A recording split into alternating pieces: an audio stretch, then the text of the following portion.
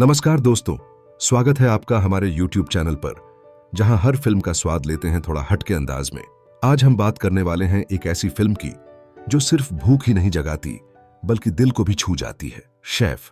यह है एक ऐसे शेफ की कहानी जो अपने पैशन के लिए सब कुछ दांव पर लगा देता है। तो चलिए शुरू करते हैं शेफ का स्वादिष्ट सफर। फिल्म की शुरुआत में हम मिलते हैं कार्ल कैस्पर से, एक प्रतिभाशाली लेकिन थका हुआ शेफ जो अपने काम से पूरी तरह जुड़ा है। वह अपने बेटे पर्सी को स्कूल से लेने आता है। उनसे बातचीत से साफ पता चलता है कि कार्ल अपने बेटे से प्यार तो करता है, लेकिन वर्कहॉलिक होने के कारण उसके साथ समय नहीं बिता पाता। रेस्टोरेंट में सब हलचल में है। आज एक फेमस फूड क्रिटिक आने वाला है, रामसे माइकल्स, और शेफ कार्ल चाहता है कि सब कुछ परफेक्ट हो। स्टाफ थोड़ा सुस्त है, लेकिन शेफ की मौजूदगी उन्हें तेजी से काम में लगा देती है। वह पूरे किचन को दिशा देता है। सूप चालू करो, एक प्रे प्लेट है, स्टेक का मीज प्लेस जल्दी करो। टोनी, उनका सह शेफ और दोस्त, देर से आता है लेकिन भरोसा दिलाता है कि वह सब संभाल लेगा। यहां हम देखते हैं कि कार्ल का अपने काम को लेकर जुनून कितना गहरा है। जब कार्ल और उनका स्टाफ डिश की तैयारी कर रहे होते हैं, तभी रेस्टोरेंट का मालिक रीवा आता है और कहता है कि मेन्यू वही पुराना वाला रहेगा, जो पहले चलता था वही बनेगा। यहां एक बड़ा टकराव देखने को मिलता है। कार्ल नया एक्सपेरिमेंट करना चाहता है, लेकिन मालिक रिस्क लेने को तैयार नहीं है। कार्ल गुस्से में, अगर हम वही पुराना बनाएंगे तो क्रिटिक वही पुराना लिखेगा। अब दिन ढल चुका है। क्रिटिक राम से रेस्टोरेंट आता है, खाना टेस्ट करता है और अगली सुबह उसका रिव्यू छपता है। रिव्यू में कार्ल की बुरी तरह आलोचना होती है। उसे आउटडेटेड और अनइमेजिनेटिव कहा जाता है। यह चीज कार्ल को अंदर से तोड़ देती है। इस बिंदु पर फिल्म एक बहुत भावुक मोड़ लेती है। एक कलाकार जो अपनी पहचान बनाने को बेताब है, लेकिन उसकी प्रतिभा को बांधने की कोशिश की जा रही है। क्रिटिक के रिव्यू से बुरी तरह आहत कार्ल का आत्मविश्वास टूट चुका है। उसे लगता है उसकी सालों की मेहनत को एक लेख ने माटी में मिला दिया। लेकिन वह चुप नहीं बैठता। वह ट्विटर पर क्रिटिक राम से माइकल्स को जवाब देता है।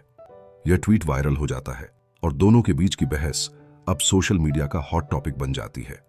यहां फिल्म एक बहुत आधुनिक लेकिन यथार्थवादी दृश्य दिखाती है।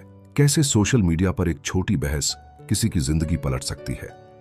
क्रिटिक दोबारा आने वाला है और इस बार कार्ल नए डिशेस बनाना चाहता है, लेकिन मालिक रीवा दोबारा रोकता है।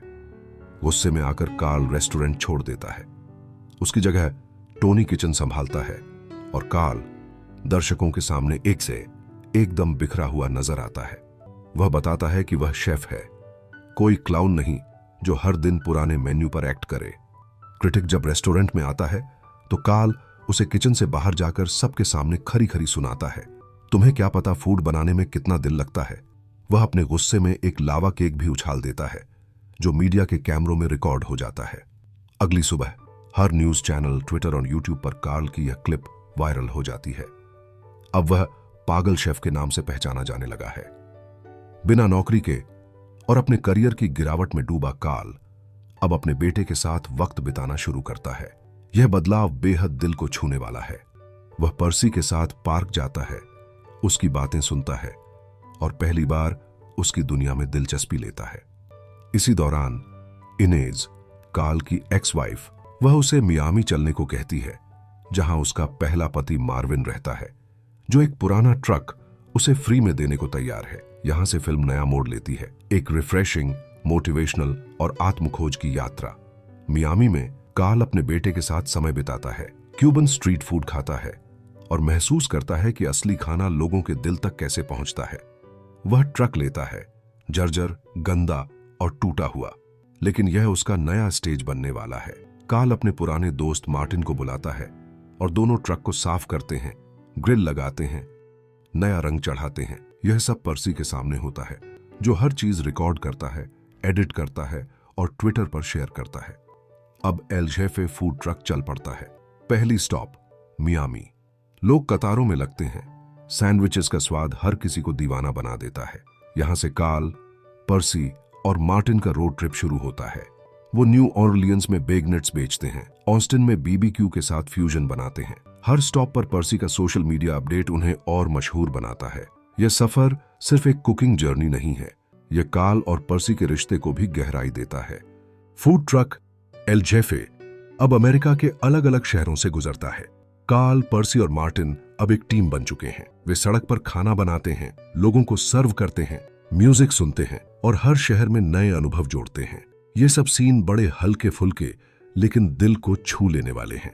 एक सीन में वे ऑस्टिन, टेक्सास पहुंचते हैं। यहां उनका स्टैंड बीबीक्यू स्टाइल सैंडविच और टॉर्टिला लेकर धमाल मचा देता है। वहां लोग पहले से कार्ल को इंटरनेट पर देख चुके होते हैं। उसका ट्विटर और पर्सी का सोशल मीडिया अपडेट इस ट्रक को स्ट्रीट फूड स्टार बना चुके हैं। यहां सबसे खूबसूरत बदलाव दिखता है।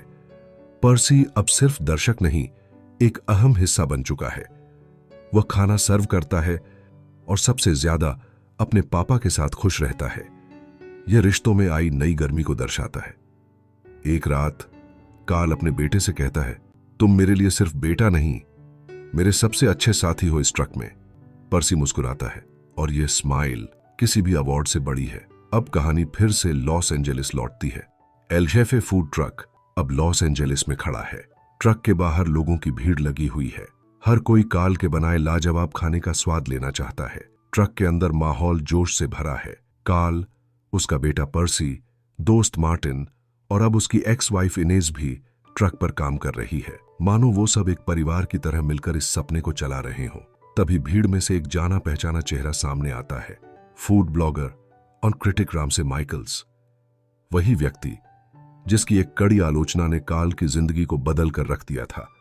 अब दोनों आमने सामने खड़े हैं, पर इस बार माहौल शांत है।